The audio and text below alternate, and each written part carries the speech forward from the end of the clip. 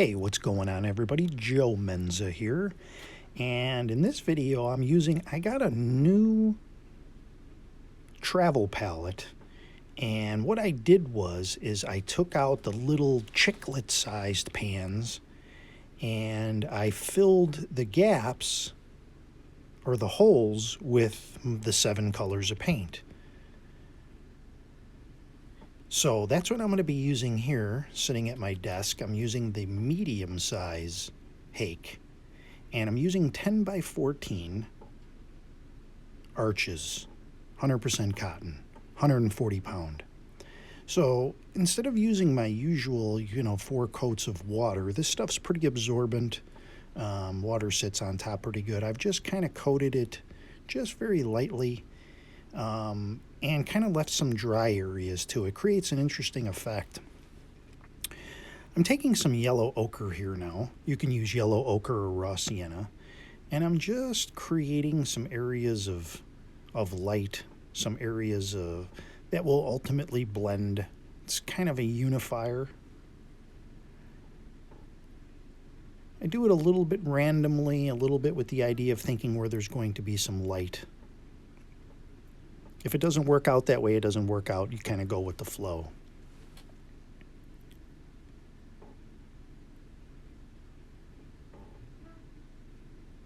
So now I'm going to take some blue, ultramarine. You can see me mixing it there on the side. Some ultramarine blue, maybe a touch of red, and a little bit of Payne's gray. You have to be careful on the arches cotton paper not to go a little lighter in tone than you would ordinarily go, because colors tend to darken. They lighten as far as the brightness, but they darken on the paper. So now I'm just kind of filling in some areas with this ultramarine blue, Payne's gray, hint of alizarin, leaving some areas open, just making an interesting sky. Doing this, of course, while it's still wet. Once it starts to dry and you start to fiddle with it, it'll start to give you problems and not look right. So in this stage, you can wet it and re-wet it and move things around, but you really don't want to fiddle too much. If you notice it starts to run, you can still tap if you don't want that cascading paint or paint on a flatter surface.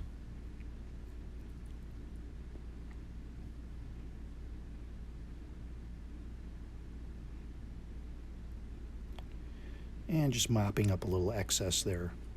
One of the nice things about leaving the bottom section dry is you can do some neat effects with dry brushing.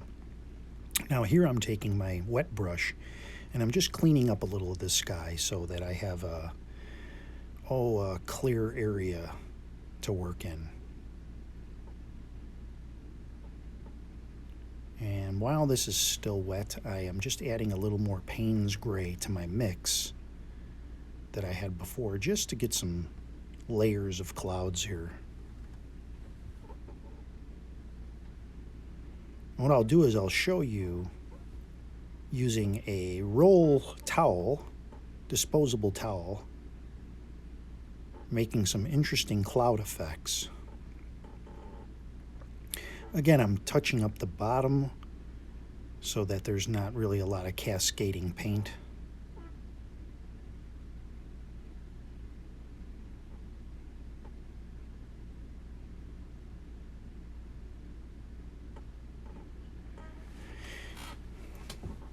And I'm just taking a little bit of blue here now and starting to apply it to the bottom. There'll be some water down here later is what I'm thinking. Don't have to really commit to it at this point. You can lay the blue down. You can always layer on top if you still want land, because you can make green, you can make different shades of brown. So it's not necessarily a commitment, but it's there if we need it. Adding a little Payne's gray to that, just to create some different shades.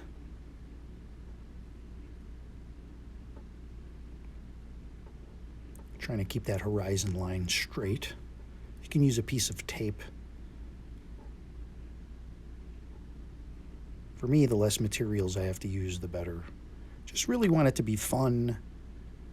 I want to help other artists out there who are also going through the same learning process to make it more fun and more loose and not worry so much, but just to have fun. So I'm taking a clean brush, and I might have waited just a skosh too long. But if you come in with the paper towel, you'll notice it's still pretty wet, and you can make some really neat cloud effects. Nice dry towel. If you have a little bit of moisture on it, that can help too. Try it both ways.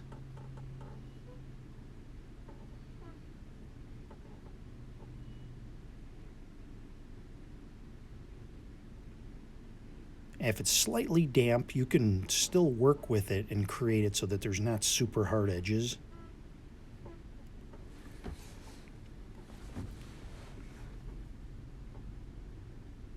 And the drier and cleaner your cloth is too, you can create some really white, like, edges to the cloud to give it that realistic effect. Now, you can also use a synthetic brush and blend it together, but you have to be really careful and go soft. The goat hair brush doesn't really lend itself to that. So right now I'm just kind of blending these edges. They're a little bit hard. It's still a little open and I can play with it. If you have a spray bottle handy, you can do that. Once it really gets to the, I want to say, almost dry stage, you can take a cloth and you can run it through. I mean, a lot of people don't, oh, I don't want to touch, but you can wipe it and you can blend it, and there's some unique things that you can do depending too on the paper you're working on. Now, I found I was using some hot press, and you can really work with that for a while.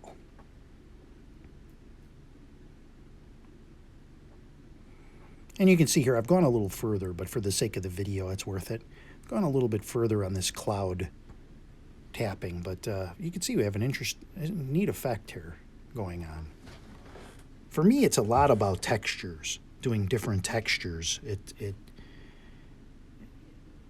It just creates a lot of variety for the eye.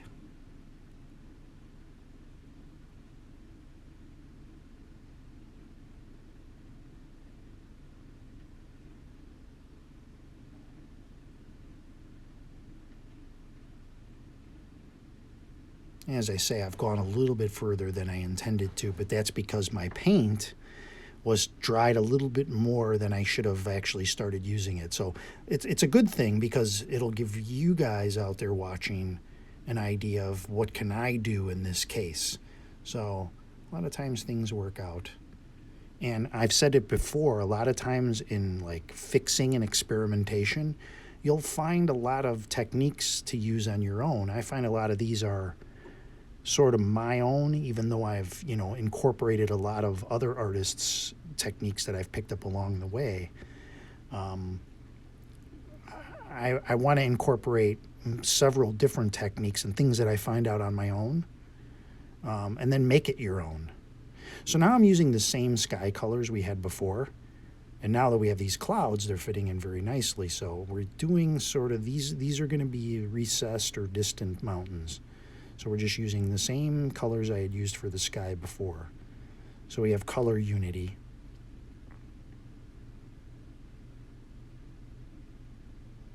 Again, the medium hake.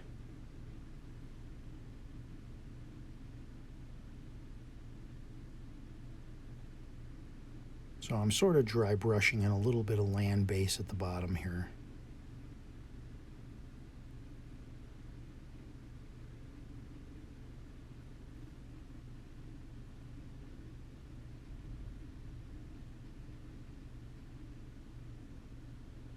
You'll notice on those little hills or mountains, some of the light areas just kind of work out rather than just being a solid color. As you're doing I found as you're doing it, a lot of times it stops. Like if you get to like this point here and you're making a couple of peaks or whatever it is, you're painting a bush or a tree, stop at a certain point and go back to your palette and add some other color, more brown, more Payne's gray, a little bit of red, and it'll create, as you see here,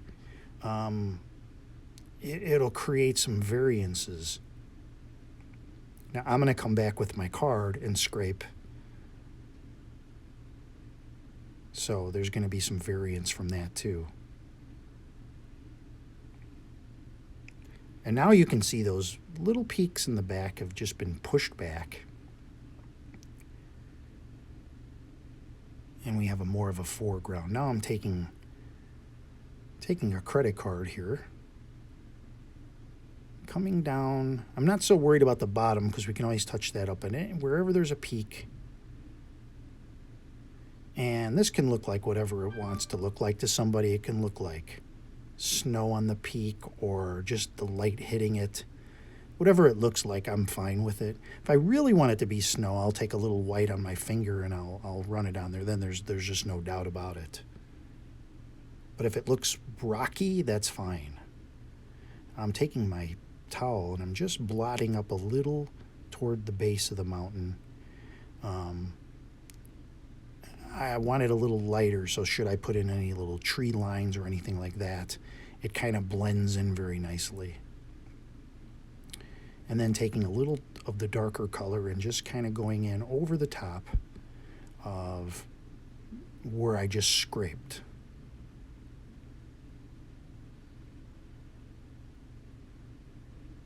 A lot of what I do, I feel like is, and it's just become my process, is do this, then fix it, and then do this, and then fix it. I'm sort of fixing it. Not that it's bad, but it's because I've tried fixing things early on. I've developed this sort of way, okay, I'm going to lay the paint down, let it do what it does. Then I'm going to go in and try to manipulate it, but not overly so. I'm going to let it do what it does if I like what it did. And then after that, I'll go in and I'll try to bend it a little bit. If that makes sense.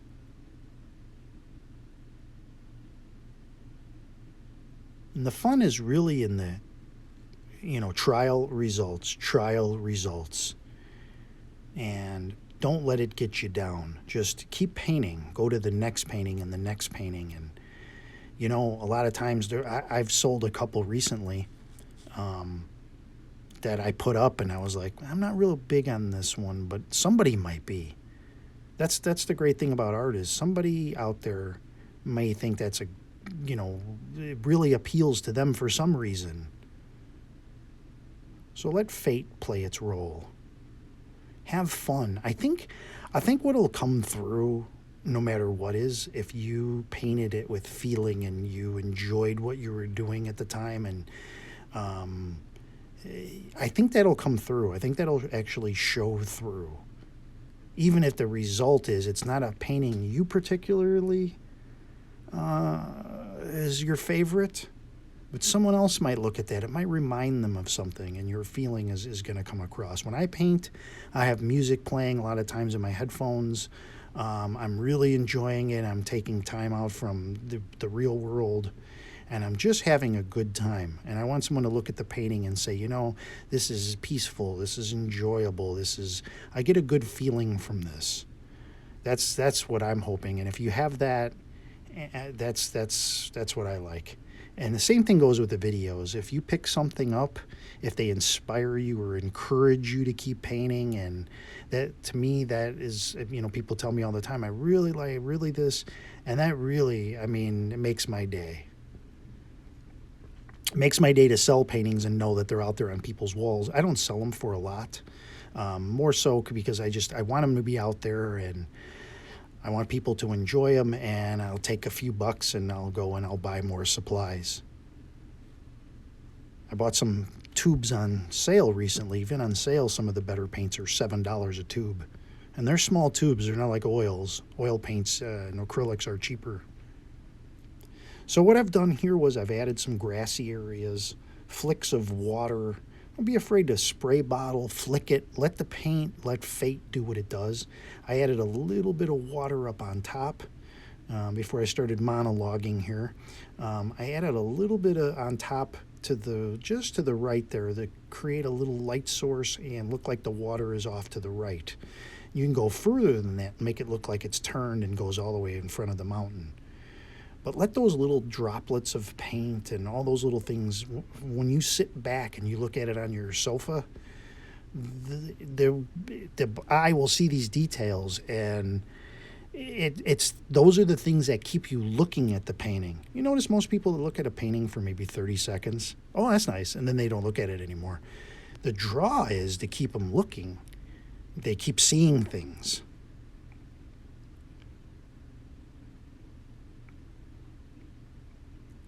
So now as I go through, I'm just adding a little. I don't want to do too much to this one. I'm on the cotton paper. You just want to let the paint do what it does. And I'm adding a little textures here and there, light and heavier touching with the card. Anything I could do for textures. Just flick it, spray it, scrape it, tissue it, all of those things. And you'll create a lot of variety in the piece.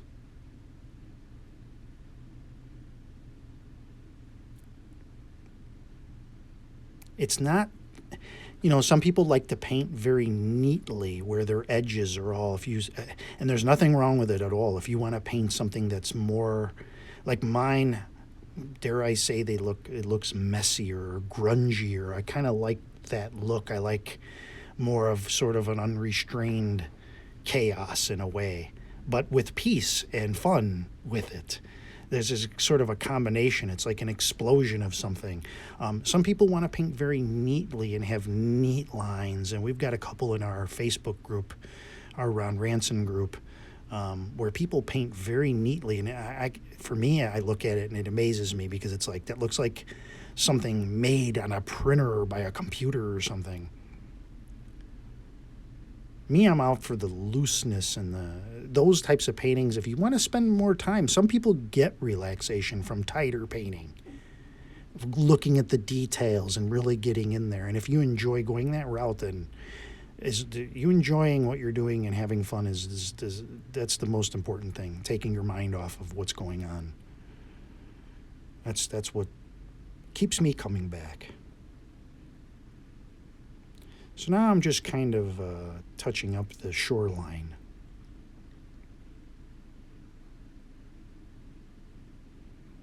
And I know I have a lot of mountain videos, but it's what I like to do. You have water, mountain, trees, grass.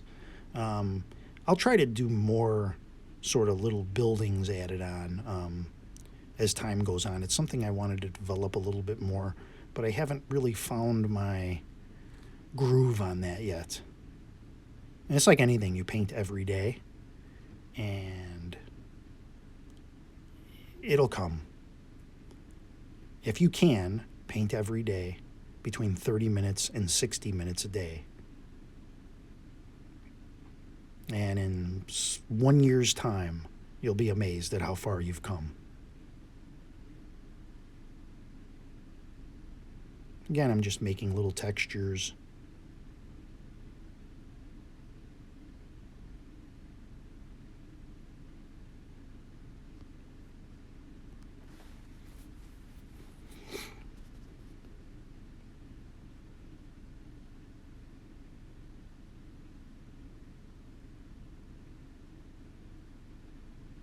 This here I've done pretty much exclusively with the medium hake.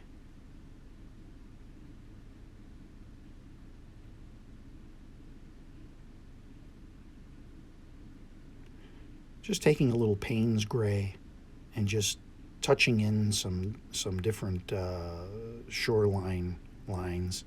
Now I'm coming in with my Micron pen and I'm just popping in a couple of birds and give it a sign. And that is it. I really hope you guys enjoyed this painting. If you have any questions, as always, suggestions, I'm open to it. I appreciate you watching and subscribing. Let's zoom in and take a close look and see the details. When you frame this, it'll look, I'll have a framed piece at the end, but look at, you see those little dots and droplets? I mean, we're zooming in, but it just looks like there's tons and tons of detail, and it was all random, a lot of it, just letting it do what it does. And here's the final piece. Thanks for watching, everybody.